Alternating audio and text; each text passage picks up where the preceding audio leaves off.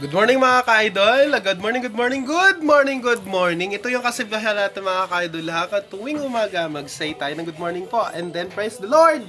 Hallelujah! Okay, kasi yan po yung salita ng mga businesswoman at saka businessman. Ang good morning po ay isang blessing para sa kanila.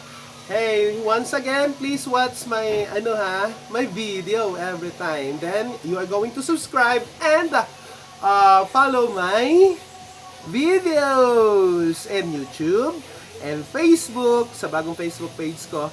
At higit sa lahat po ay pila pag-like, no?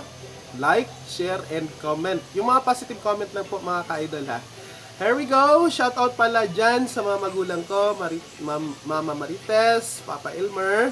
Sasamahan kita mamaya magpabunot ng ngipin mo, alright? Then mga kapatid ko dyan, alright? Mga bayaws ko dito at saka sa aking manugang, si Mama Raquel. Alright, here we go.